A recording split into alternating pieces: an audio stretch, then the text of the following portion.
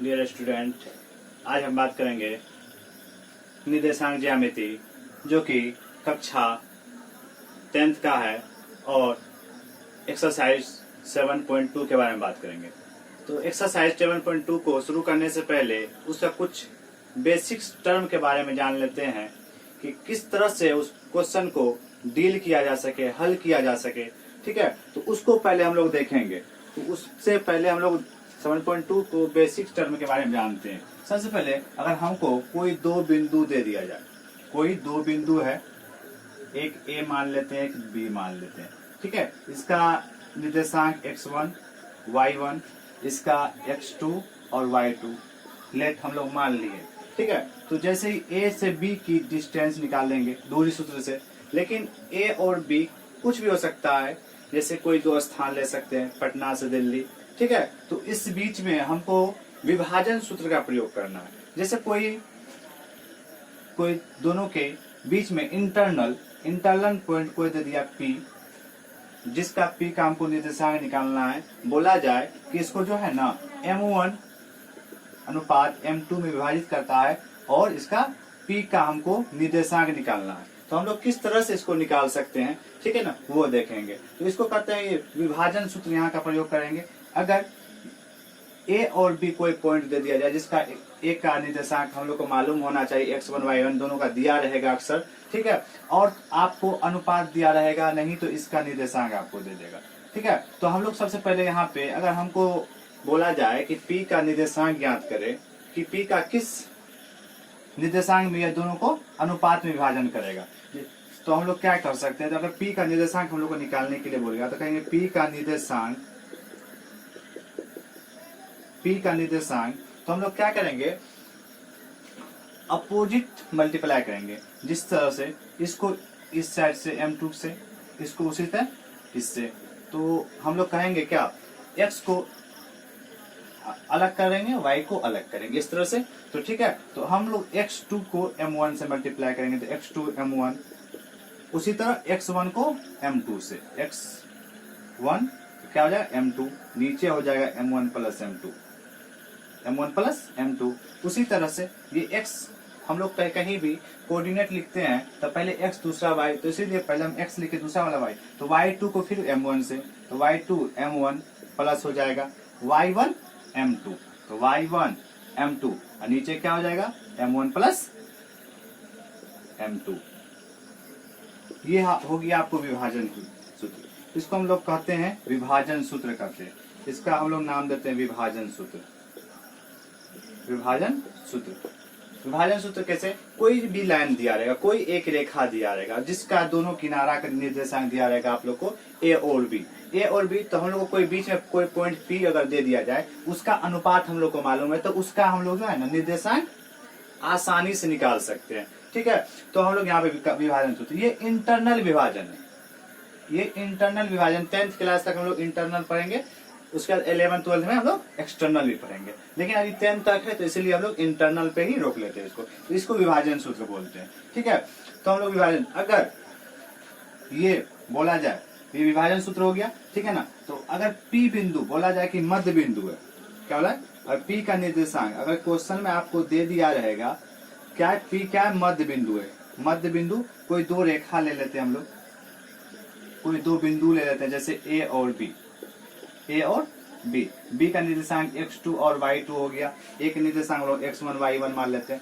कोई मध्य बिंदु P है, मध्य बिंदु कुछ मान लेते हैं R है, ये बोला दिए क्वेश्चन में कह दिया जाए अगर मध्य बिंदु है, तो मध्य बिंदु अगर बोला जाए तो हम लोग क्या कहेंगे, R का निर्देशांक हम लोग डायरेक्ट लिख सकते हैं, क्या R का निर्देशांक हम लोग लिख सकते हैं, क्या, क्योंकि क्वेश्चन में बोला हुआ है कि क्योंकि मध्य बिंदु ए और बी का मध्य बिंदु क्या है, R है। जब मध्य बिंदु के बोला जाए तो ठीक है, तो डायरेक्ट हम लोग कर सकते हैं x1 प्लस x2/2, दूसरा क्या आ जाए y1 प्लस y2/2।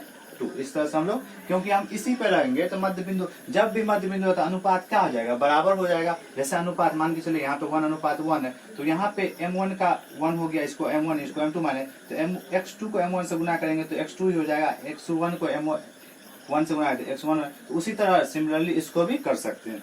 ठीक है, तो हम लोग इस तरह से अगर कहीं भी रेखा दिया रहा है उसको निकाला जाए, मध्य बिंदु निकाला जाए, या एक कुछ भी इंटरनल डिवीजन कर रहा है या विभाजन सूत्र लगा है, तो इस तरह से हम लोग निकाल सकते हैं। तो आप लोग का क्वेश्चन दिया हुआ है, आप लोग का क्वेश्चन है क्या, यदि बिंदु के निर्देशांक, आप लोग एनसीईआरटी देखिए 7.2, तो उसमें बोला जा रहा है कि उस बिंदु के निर्देशांक ज्ञात करें जो बिंदुओं -1, 7 और 4, 3 को मिलाने वाले रेखाखंड को 2:3 में 2:3 के अनुपात में विभाजित करता है। तो क्वेश्चन बोला गया आप लोग को कि उस बिंदु का निर्देशांक ज्ञात करें। हम लोग को उस बिंदु का निर्देशांक ज्ञात करें, हम लोग को मालूम नहीं है, लेकिन हम लोग मान लेंगे कि 1, 7 -1 से 7, तो माइनस कोई बिंदु है -1, 7 और दूसरा है 4, 3, दूसरा है 4, 3, माने तो इसका ए है, ये क्या है, बी है। यहाँ बिंदु है इस ए से बी, बीच में कोई बिंदु है पी, तो पी का अनुपात आपको दिया 2:3 में इसको विभाजित कर रहा है। कितना अनुपात, 2:3 में उसको विभाजित कर रहा है। तो उस बिंदु का मतलब क्या, कहने का अर्थ है क्या, पी का निर्देशांक ज्ञात करें। ठीक है, तो पी का निर्देशांक कैसे ज्ञात करेंगे, तो हम लोग देखते हैं। तो पी का निर्देशांक अभी आपको बताए थे हम लोग, x1 y1, इसको x2 इसको लिख भी सकते हैं यहाँ पे। तो कहेंगे x1 का मान क्या हो गया -1, उसी तरह y1 का मान क्या हो गया 7, उसी तरह यहाँ पे हम कर सकते हैं m1 का मान क्या 2 हो गया, m2 का वैल्यू क्या हो गया 3, उसी तरह यहाँ पे क्या x2 का, कि x1 y1, तो इसको x2 y2 मानेंगे। ठीक है, तो x2 का वैल्यू हो जाएगा 4, y2 का वैल्यू हो जाएगा आपको -3। ठीक है, इससे पहले हम लोग विभाजन सूत्र देखे हैं, क्या हम लोग निकाल सकते हैं आगे p का निर्देशांक। किसका उपयोग करें हम लोग, विभाजन सूत्र का उपयोग करें। अभी तुरंत इससे पहले फॉर्मूला देखे थे बेसिक टर्म के बारे में, क्या x2 m1, x2 था m1 प्लस x1 होगा, तो वहां पे क्या हो जाएगा m2, और नीचे क्या हो जाएगा m1 प्लस m2। यहाँ पे m1 m2 हम mn भी मान सकते हैं, mn p क्यों कुछ भी मान सकते हैं। तो यहाँ पे अनुपात आप जिस मान के बनाएंगे आसानी से बनेगा। उसी तरह y2 m1 plus y1 m2, नीचे क्या हो जाए m1 प्लस m2, ये विभाजन सूत्र है। तो यहाँ पे आपको दिया हुआ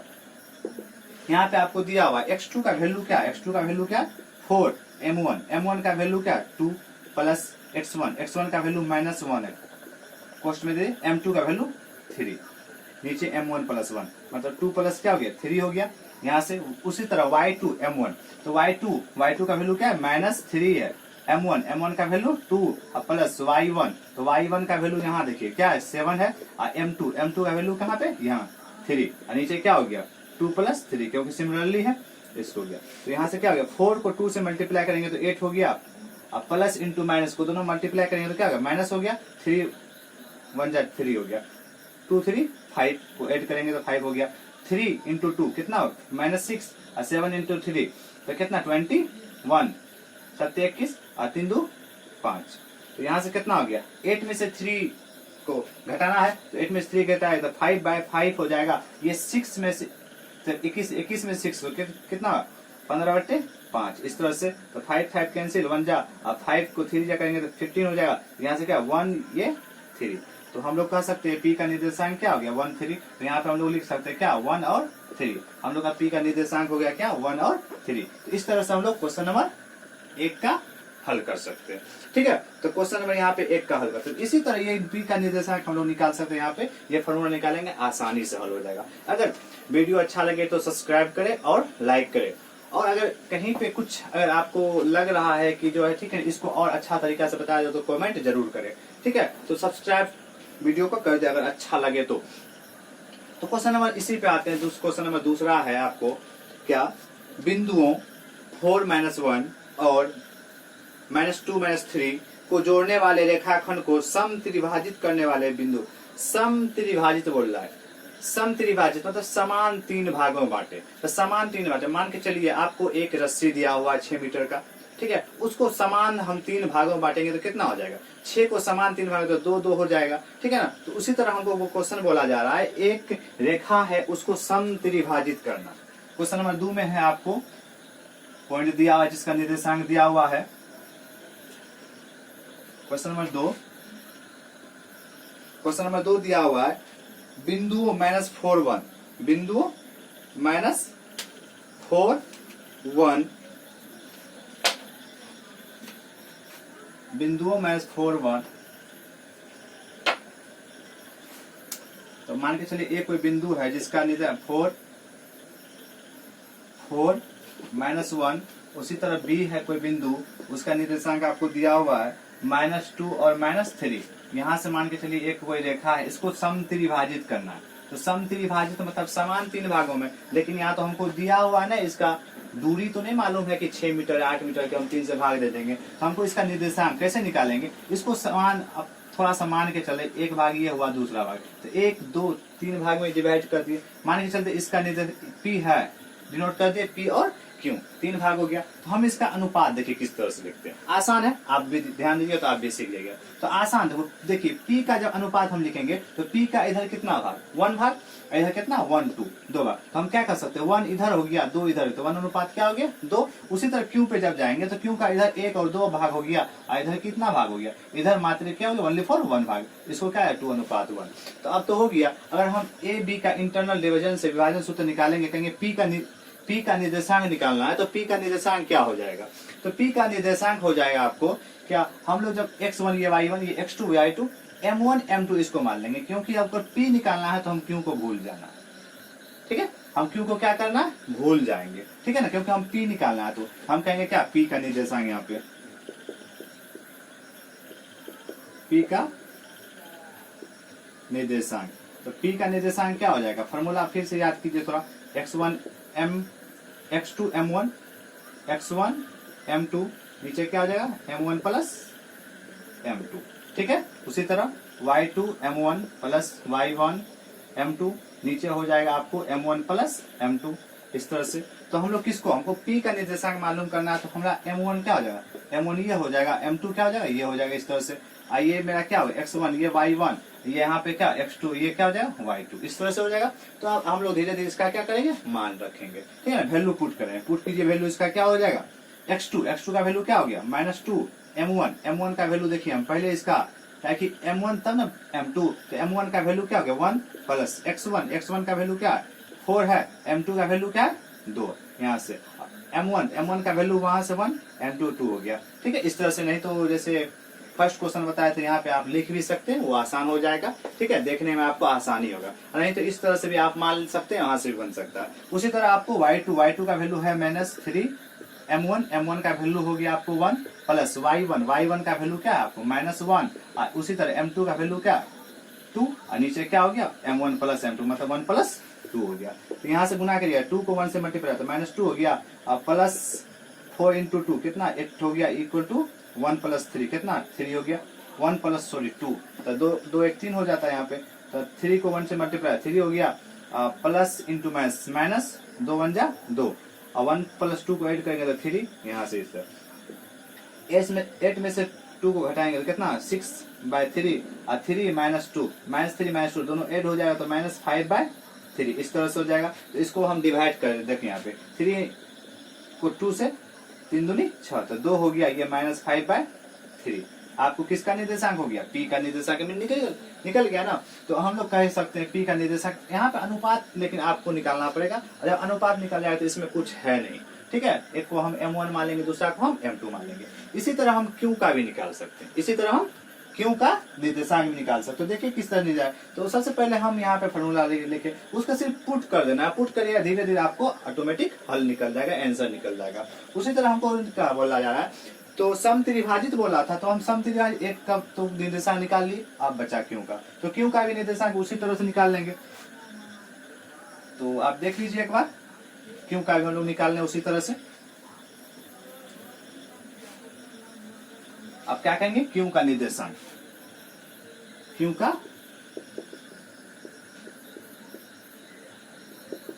निर्देशांक, फिर फॉर्मूला वही लगाएंगे, x2 m1 plus x1 m2, नीचे क्या हो जाएगा m1 प्लस m2, ठीक है। उसी तरह हम y को जाएंगे, y2 m1 plus y1 m2, नीचे हो जाएगा आपको m1 m2, ठीक है। अब फिर से पुट करना है, क्योंकि हम q का निर्देशांक माने तो इस बार क्या, इसको हम m1 m2 मानेंगे, इसको नहीं मानना, ठीक है, क्योंकि हम q मान रहे तो हमको p से क्या लेना देना। और डिवाइड जो कर रहा है a और b को ना क्यों डिवाइड कर रहा है, तो हम विभाजन सूत्र कहाँ लगाएंगे, q पे लगाएंगे, p पे नहीं लगाएंगे। ठीक है, तो यहाँ पे हम लोग x2 का वैल्यू यहाँ पे क्या हो गया, -2 हो गया m1। अब m1 देखिए मेरा चेंज हो गया, m1 क्या हो गया 2 हो गया प्लस x1 तो 4 ही है, लेकिन m2 का वैल्यू क्या हो गया 1, नीचे हो जाएगा आपको m1 प्लस m2, मतलब m1 का वैल्यू हो गया 2 प्लस 1, इस तरह से यहाँ हो जाएगा। उसी तरह y2 का वैल्यू आपको 3 है, -3 है, m1 का वैल्यू क्या हो गया 2 और प्लस y1 का वैल्यू यहाँ देखिए -1,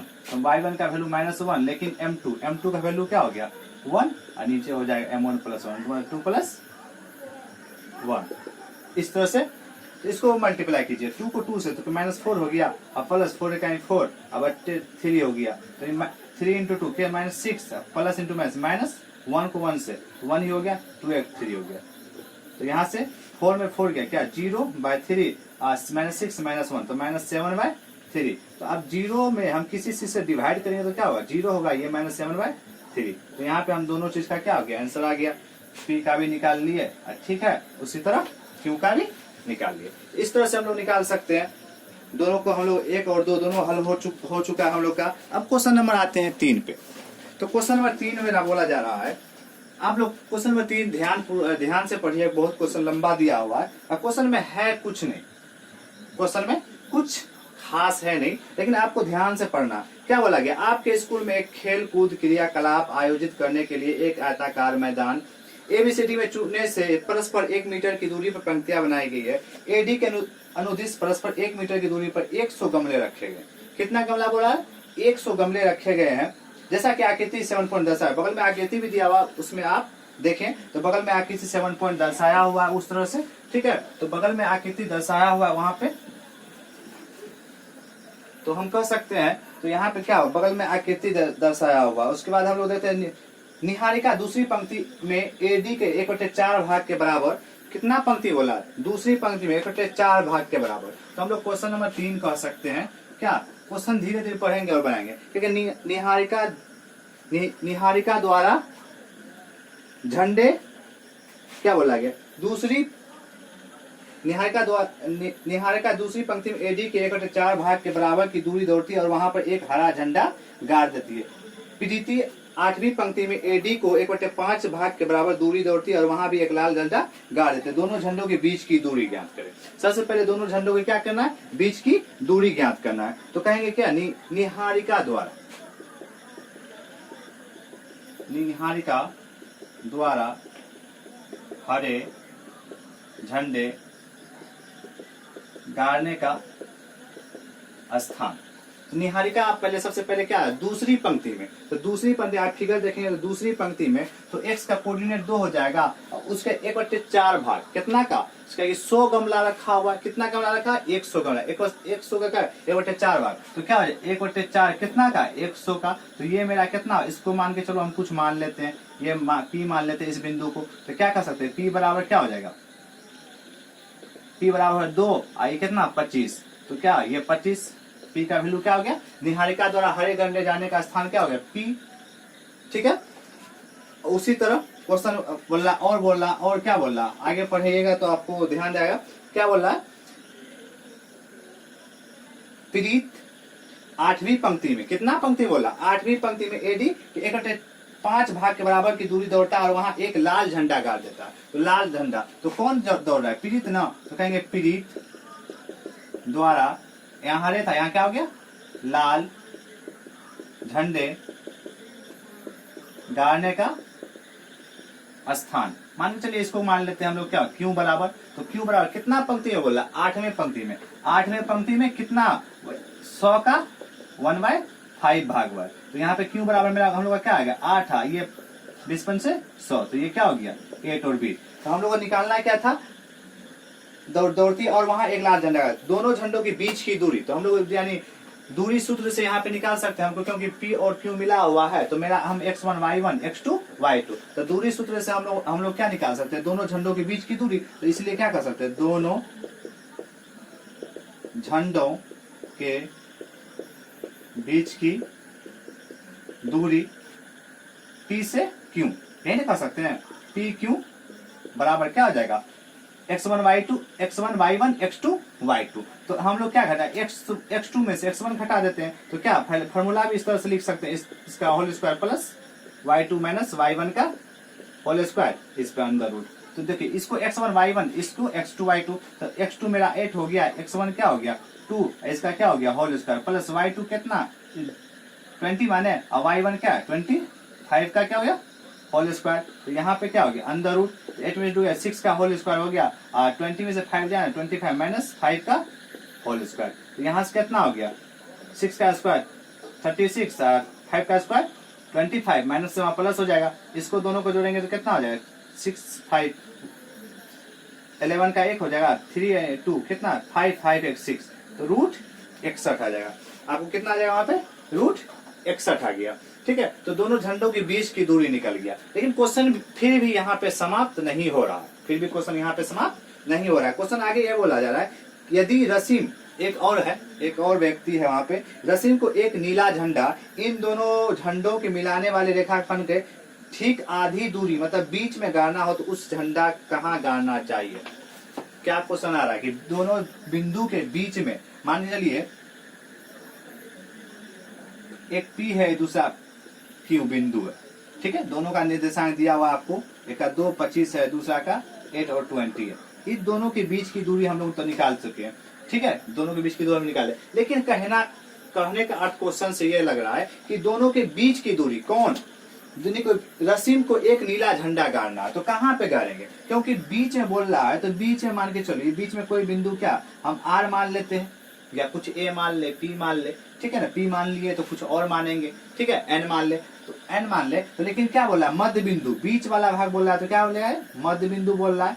तो मध्य बिंदु जैसे बोला तो हम लोग क्या करेंगे इसका निर्देशांक क्या हो जाएगा, जैसे मध्य बिंदु x1 प्लस x2 याद कीजिए, पहले हम सब पीछे बताए हैं x1 प्लस x2 बट्टे 2 और y1 प्लस y2 बट्टे 2, इस तरह से हम लोग लगा सकते हैं। तो यहाँ पे हम क्या कर सकते हैं रसीम द्वारा झंडा गाड़ने का स्थान ये कर सकते हैं, रसीम है ना, हाँ रसीम द्वारा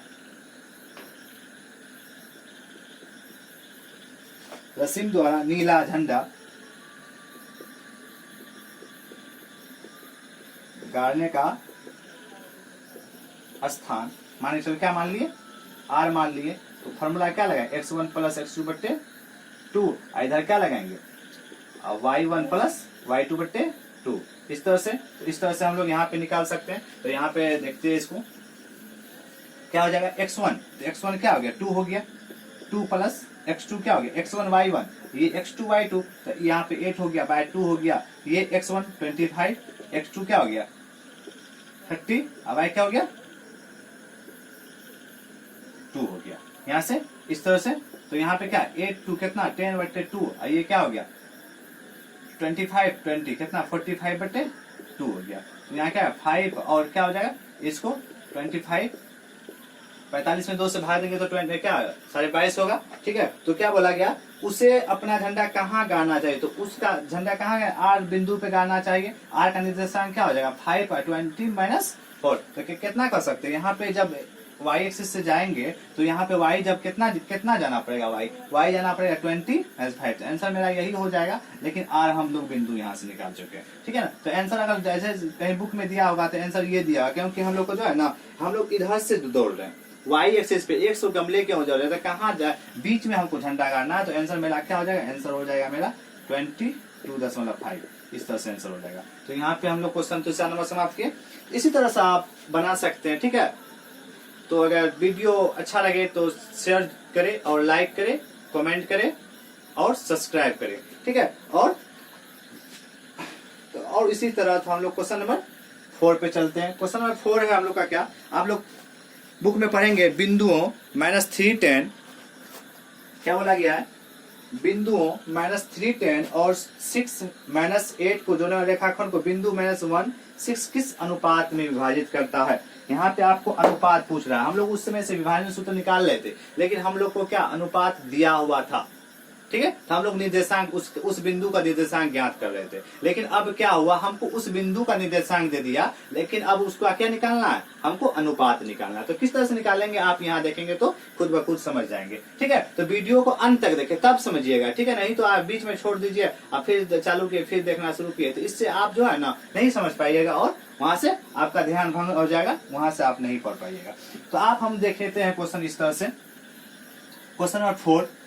तो क्वेश्चन नंबर 4 आपको दो बिंदु दिया हुआ है, उसका विभाजन करके एक निर्देशांक दिया हुआ है, निर्देशांक दिया हुआ है, जैसे बिंदुओं दिया हुआ है, बिंदु -3 10, हम दो बिंदु ले लेते हैं, -3 10, क्योंकि दिया हुआ हम ले नहीं रहे हैं, दिया हुआ है, और 6 -8, 6 -8, इसका निर्देशांक मान लेते हैं। ए कोई बिंदु है, पी है, बी है, तो बीच में कहीं पी बिंदु है जिसका हमको निर्देशांक दिया हुआ है, क्या वाले रेखाखंड को बिंदु -1 6, -1 और 6 किस अनुपात में विभाजित करता है, किस अनुपात में, हम लोग को यहाँ पे क्या निकालना है, अनुपात निकालना है। तो हम लोग जैसे हम लोग को जब अनुपात नहीं मालूम रहे, हम लोग को जब अनुपात निकालना हो, बोले किस अनुपात में, तो हम लोग को क्या क्वेश्चन से ही लग रहा है किस अनुपात में निकालना है, ठीक है।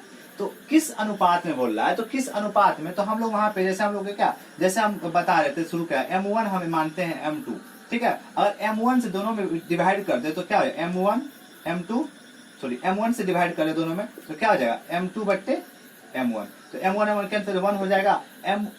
M2 बट्टे M1 को हम कुछ भी मान सकते हैं, K मान सकते हैं, लैम्डा मान सकते हैं, ठीक है, कुछ भी मान सकते हैं, तो हम लोग K मान लेते हैं। M1 M2 को क्या, M2 M1 को क्या मान लेते हैं, K मान लेते हैं, ठीक है। नहीं तो M2 से डिवाइड कर देंगे तो K:1 हो जाएगा। तो अगर हम यहाँ पे क्या, हम दोनों को क्या M2 से डिवाइड करेंगे तो क्या हो जाएगा, M2 बट्टे M1 बट्टे M2, आइए क्या हो जाएगा, M2 नीचे, फिर नीचे M2 का, दोनों में M2 से डिवाइड कर दें, M2 M2 कैंसिल हो गया, इसको हम क्या है K:1। तो हम लोग जब अनुपात नहीं दिया रहेगा तो K अनुपात 1 मान लेंगे या 1 अनुपात लैम्डा मान लेंगे, ठीक है। तो हम लोग यहाँ पे मानते हैं K अनुपात 1 मान लेते हैं, ठीक है। क्यों मान लेते हैं, क्योंकि हम लोग को जब अनुपात नहीं दिया हुआ रहे तो, नहीं दिया हुआ रहे तो उस स्थिति में, उस कंडीशन में, ठीक है ना, तो हम लोग ऑटोमेटिक रूप से K अनुपात 1 मान लेते हैं कि इतना में यह इंटरनल डिवीजन विभाजन कर रहा है। क्योंकि हमको निर्देशांक यहाँ पे दिया हुआ है तो हम लोग क्या कर सकते हैं, विभाजन सूत्र से हम लोग क्या कर सकते हैं, P का निर्देशांक, सिमिलरली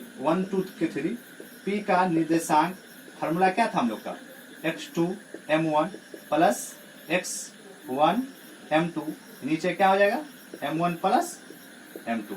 उसी तरह y2 में था y2 m1 plus y1 m2, नीचे क्या हो गया m1 प्लस m2, ठीक है, कोई दिक्कत। लेकिन यहाँ पे P का निर्देशांक तो हमको मालूम था 1 6, मालूम है ना, -1 और 6 P का निर्देशांक। उसी तरह हम लोग x1, तो ये मेरा x1 हुआ, ये y1, ठीक है। इसी तरह ये x2, ये y2, इसको हम लोग m1 मान लेते हैं, m2 मान लेते हैं, ठीक है। ऐसे मानने के लिए क्या कि इसे बैठाने के लिए वो आसानी होगा, ठीक है। तो यहाँ पे x2 का वैल्यू 6 है, m1 का वैल्यू क्या है, k है, प्लस x1 का वैल्यू आपको दिया हुआ है यहाँ पे -3, x1 का वैल्यू -3, m2 का वैल्यू 1, नीचे हो गया m1 प्लस m2, मतलब k वैल्यू 1 हो गया। इसी तरह y2, तो y2 का वैल्यू हो गया -8, m1 का वैल्यू k प्लस y1, तो y1 का वैल्यू क्या हो गया 6, y1 का वैल्यू 10 है, m2 का वैल्यू 1 हो गया, नीचे क्या हो गया k प्लस 1 का m1 प्लस m2। तो यहाँ पे इसको एक बार और हल कर लेते हैं, ये क्या हो जाएगा -1 और 6 इक्वल टू 6 को k से मल्टीप्लाई करेंगे 6k प्लस माइनस हुआ, 3 को 1 से मल्टीप्लाई 3 हो गया, नीचे k प्लस 1। यहाँ पे 8 को k से तो -8k हो गया, अब प्लस 10 को 1 से मल्टीप्लाई करना है यहाँ पे तो 10 ही हो जाएगा, नीचे क्या हो गया k प्लस 1। तो यहाँ पे हम लोग देख रहे हैं, क्योंकि जब हम लोग P का निर्देशांक निकालते तो ये x का कोऑर्डिनेट यहाँ निकलता था, लेकिन अब ये x में k अननोन टर्म है, उसको निकालना पड़ेगा। तो हमको लेकिन इसका निर्देशांक दिया है, तो मतलब कहने का अर्थ ये है कि x का कोऑर्डिनेट x के कोऑर्डिनेट के बराबर हो जाएगा और y का कोऑर्डिनेट y के कोऑर्डिनेट के बराबर हो नहीं जाएगा, होता है, ठीक है। क्या होता है, x का कोऑर्डिनेट x के कोऑर्डिनेट के बराबर होता है, y का कोऑर्डिनेट y के कोऑर्डिनेट के बराबर होता है, मतलब निर्देशांक के बराबर होता है। तो दोनों को हम बराबर करेंगे तो हम लोग का क्या गया, k किस अनुपात में विभाजित करा वो आ जाएगा। लेकिन हम दोनों को बराबर करके चेक कर सकते हैं या किसी एक को, ठीक है। तो अभी आप नए हैं तो आप दोनों को बराबर करके चेक कर सकते हैं, नहीं किसी एक को पूरी करेंगे तो आंसर हम लोग का आ जाएगा। तो क्या कर सकते हैं, x को x के बराबर करते हैं तो x ये है, x ये y ये y वाला टर्म है। तो हम लोग कह सकते हैं इसलिए -1 बराबर क्या है 6k -3 नीचे क्या है k + 1 इस तरह से। तो यहाँ से अगर हम मल्टीप्लाई करेंगे 6k -3 को 1 से क्रॉस मल्टीप्लिकेशन करेंगे तो क्या हो जाएगा 6k -3 इधर से करेंगे तो माइनस मल्टीप्लाई आ जाएगा, माइनस क्या है -k माइनस इंटू प्लस -1 हो जाएगा। यहाँ से हो गया, ठीक है। अब यहाँ से हम लोग देखेंगे, अब यहाँ से हम लोग देखेंगे क्या, यहाँ पे कर देते हैं, यहाँ पे k का वैल्यू निकालेंगे तो क्या हो जाएगा k इस साइड करेंगे 3 को इस साइड करेंगे, ठीक है। तो यहाँ पे क्या करेंगे 6k प्लस k, तो प्लस k 1 पहले से है -1 और 3 जाएगा तो क्या होगा +3। तो 6k + 1k कितना हो गया 7k और बाय 3 में से गया 2 हो जाएगा। तो यहाँ पे हम लोग क्या कर सकते हैं, k का वैल्यू निकालेंगे, k का वैल्यू क्या हो जाएगा 2/7। तो k अनुपात 1 माने हुए यहाँ पे, ठीक है। तो हम लोग क्या कर सकते हैं, k अनुपात 1 = 2 अनुपात 7 कर सकते हैं। तो यहाँ पे हम लोग का अनुपात निकल गया। क्या कर सकते हैं, a और b को बिंदु P 2:7 में विभाजित करता है। तो हम लोग लास्ट में लिखेंगे, इसको लिख देंगे आंसर के नीचे में लिखेंगे। यहाँ पे यहाँ से देखिए पहले यहाँ गया, ठीक है, और फिर से क्या गया यहाँ गया, ठीक है ना। तो हम लोग को लिखेंगे बिंदुओं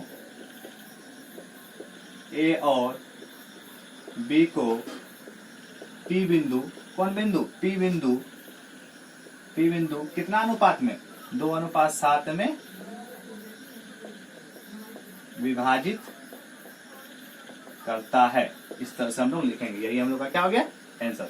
अनुपात ही ना पूछ रहा था आप लोग को, तो अनुपात तो 2:7 मिल गया। लेकिन फिर भी हम लोग क्योंकि यहाँ पे x को x के बराबर किया तो हम लोग एक बार y को बराबर कर देंगे तो आंसर हम लोग का वही आ जाएगा। लेकिन मेरा आंसर यहीं तक समाप्त है, आंसर यही तक था। लेकिन हम बोले हैं x को x बराबर करिए या y को y कर, जो आपको आसान लगे। एक बार y को y के बराबर लिख के चेक कर लेते हैं। हम लोग का तो क्वेश्चन हो गया, लेकिन एक बार देखते हैं कि आंसर आता है कि नहीं आता है, किस तरह से। अब y क्या था हम लोग का, y तो मिटा दिए। तो y हम लोग का था, मिट गया, ठीक है। लेकिन आप लोग कीजिएगा, ठीक है ना, तो आ जाएगा। आसान है, कुछ भारी है नहीं। तो आप लोग y को y के बराबर कीजिएगा तो भी आएगा, x को x के बराबर कीजिएगा तो भी आएगा। इसी तरह क्वेश्चन नंबर 4 हम लोग का कंप्लीट होता है। तो क्वेश्चन नंबर हम लोग धीरे से चलते हैं क्वेश्चन नंबर 5 की ओर। क्वेश्चन नंबर 5 आप लोग क्वेश्चन पढ़िएगा, तो क्वेश्चन पढ़िएगा, क्वेश्चन आपको 5 है। क्वेश्चन 5 में दिया हुआ इसी तरह से सिमिलरली क्वेश्चन है। क्वेश्चन वह अनुपात ज्ञात करे जिसमें बिंदुओं A और B को मिलाने वाला रेखाखंड x अक्ष से विभाजित करता है। क्या बोला, x अक्ष से विभाजित करता है। तो यहाँ पे x अक्ष आपको बेसिक्स कॉन्सेप्ट में बताए होंगे 7.1 में जब बता रहे थे, ठीक है, जहाँ समदूरस्थ वाली सवाल थी। तो वहाँ पे x अक्ष जब होता है, एक बार फिर से हिंट देते हैं, जब हम लोग ये x अक्ष, ठीक है, ये y अक्ष, तो x अक्ष पे कोई जब बिंदु होगा तो उसका निर्देशांक क्या होगा, क्योंकि x का कुछ न कुछ जाएगा, 1 1 2 3 हम लोग मान लेते हैं x, और y तो वैल्यू क्या हो जाएगा 0, और y पे बोला जाए तो x क्या हो जाएगा 0 हो जाएगा, और y का कुछ न कुछ वैल्यू होगा। तो हम लोग जैसे बोला x अक्ष विभाजित करता है, तो x अक्ष जैसे विभाजित करता है किस बिंदु को। क्वेश्चन नंबर 5 पे हम लोग आते हैं। क्वेश्चन नंबर 5 पे आप पढ़ेंगे वह अनुपात ज्ञात है। इसमें भी अनुपात ज्ञात है, a और b दो दिया हुआ है, एक a है दूसरा b है। इसका निर्देशांक, a का निर्देशांक आपको दिया हुआ है 1 - 5, और b का निर्देशांक दिया हुआ है, b तो लिखा हुआ है, b का निर्देशांक आपको दिया हुआ है -4। 5 को मिलाने वाले रेखाखंड x अक्ष से विभाजित करता है। कौन अक्ष बोल रहा है, x अक्ष। मान के चलिए x अक्ष यहाँ विभाजित कर रहा है, x अक्ष विभाजित कर रहा है, तो x अक्ष से विभाजित करता है, तो इसका निर्देशांक क्या हो जाएगा, क्योंकि x जैसे विभाजित करेगा तो क्या हो जाएगा x और जीरो हो जाएगा। मान चलिए ये बिंदु कोई पी है, ये कोई पी बिंदु है, ठीक है ना, एक्स अक्ष विभाजित करता है। तो यहाँ पे हम लोग क्या कर सकते हैं, यहाँ पे हम लोग कह सकते हैं, हमको तो ये बिंदु तो दे दिया, तो अनुपात ज्ञात करना है, किस अनुपात में एक्स अक्ष उसको विभाजित कर रहा है, ठीक है। तो हम लोग इसको उसी तरह मान लेंगे, के अनुपात क्या मान लेंगे 1, उसी तरह ये x1 y1, इसको x2 y2, इसको फिर से m1 m2, अनुपात तो दिया हुआ है, जैसे अनुपात दिया था फिर भी हम m1 m2 मानते थे। तो यहाँ पे हम लोग क्या अनुपात, क्या अनुपात ही निकालना है, तो क्या अनुपात 1 मान लेते हैं। तो हम लोग क्या कर सकते हैं, यहाँ पे p का निर्देशांक विभाजन सूत्र से p का निर्देशांक फॉर्मूला क्या होता है, x2 m1 plus x1 m2 नीचे m1 प्लस m2, ठीक है। उसके बाद हो जाएगा आपको क्या, x2 वाला हो गया तो y2 m1 plus y1 m2 नीचे हो जाएगा m1 प्लस m2, इस तरह से, ठीक है। तो p का निर्देशांक हमको दिया हुआ है, क्योंकि x अक्ष जब भी विभाजित करेगा तो x और 0 तो क्या होगा, हम लिख सकते हैं x और 0, ठीक है, x और हो जाएगा हम लोग का 0। यहाँ x2 का वैल्यू क्या है -4, m1 का वैल्यू के प्लस x1 का वैल्यू हो गया 1, m2 का वैल्यू हो गया 1, यहाँ पे m2 का वैल्यू क्या हो गया 1 है यहाँ पे, ठीक है, m2 का वैल्यू 1 हो गया।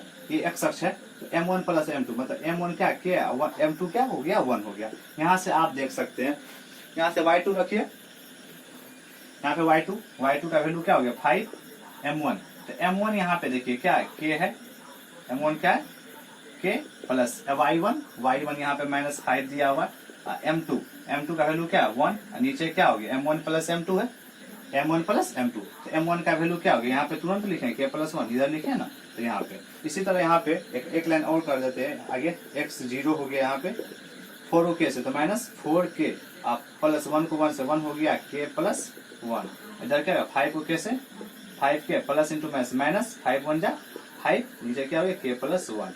अब यहाँ पे हम लोग x को x के इक्वल करेंगे, x कोऑर्डिनेट को x कोऑर्डिनेट के इक्वल और y कोऑर्डिनेट को y के, अगर x को करते हैं यहाँ पे देखिए, अगर x को करते हैं तो क्या x इसमें भी k है, तो दोनों अननोन टर्म है, दोनों में से हमको एक रेखिक समीकरण आ जाएगा, तो वहां से हमको k का वैल्यू नहीं निकलेगा। लेकिन y को y के इक्वल करते हैं तो एक 0 है यहाँ पे, एक k है, तो 1 मानते हैं 1 अननोन टर्म है जो k का वैल्यू हम लोग को निकाल सकते हैं, इसलिए कह सकते हैं, इसलिए क्या कह सकते हैं, तो यहाँ पे 0 इक्वल टू क्या कर सकते हैं 5k minus 5 equal to k plus 1, इस तरह से हम लोग निकाल सकते हैं। तो यहाँ से अगर मल्टीप्लाई करेंगे तो क्या 5 के माइनस 5 को 1 से, तो 5 के माइनस 5 हो जाएगा, और k प्लस 1 को 0 से 0 हो गया, तो यहाँ से 5k इक्वल टू 5 उधर प्लस 5 हो गया, और यहाँ से क्या हो गया, यहाँ से नीचे से ऊपर आ जाएगी, तो क्या हो गया k निकालेंगे तो क्या हो गया 5/5, तो यहाँ पे क्या हो गया k इक्वल टू 5 कैंसिल तो 1, नीचे भी कुछ नहीं तो 1, इसके नीचे कुछ 1, तो हम लोग लिख सकते हैं, फिर यहाँ से यहाँ आ जाइए, तो हम लोग लिख सकते हैं k अनुपात 1, किस अनुपात 1 अनुपात 1 में विभाजित कर रहा है, ठीक है। तो हम लोग क्या कर सकते हैं, बिंदु a और b को दो बिंदु है, तो बिंदुओं a और b को p बिंदु 1:1 में विभाजित कर रहा है, तो ठीक है, लिख लीजिए वहां पे। तो क्या कर सकते हैं, बिंदुओं a और b को p बिंदु 1:1 में विभाजित करता है, इस तरह से हम लोग कह सकते हैं, क्योंकि x अक्ष दे दिया जाए, जैसे x अक्ष दे दिया जाए तो हम लोग उसको क्या मान लेंगे, x और 0 मान लेंगे, इस तरह से आप देख सकते हैं, ठीक है। तो अच्छा लगे तो लाइक और सब्सक्राइब कर दें और शेयर भी करें, क्योंकि शेयर करिएगा तो आप और किसी दूसरे को भी हेल्प कर सकते हैं, ठीक है। इस लॉकडाउन के सीजन चल रहा है तो आप किसी और को भी हेल्प कर सकते हैं, ठीक है। और शेयर सब्सक्राइब किया तो मेरा भी थोड़ा सा एक्सपीरियंस बढ़ेगा कि आप लोगों के प्रति कि हाँ आप लोग वीडियो को देख रहे हैं और लाइक कर रहे हैं, कमेंट कर रहे हैं, तो ठीक है, तो आगे बनाने में हमको हेल्प मिलेगा, ठीक है। तो इसी तरह आप क्वेश्चन सॉल्व कर सकते हैं इसी तरीका से। तो हम लोग अगला क्वेश्चन नंबर 6 से 10 तक की अध्याय में बाकी है 7.2 में एक्सरसाइज हम लोग 7.2 देख रहे हैं। 7.2 में 1 से लेके 5 तक आज बता दिए, ठीक है ना। अगला वीडियो में दिखाएंगे 6 से लेके 10 तक। क्वेश्चन नंबर 5, उसके बाद हम लोग आगे चलेंगे। Thank you.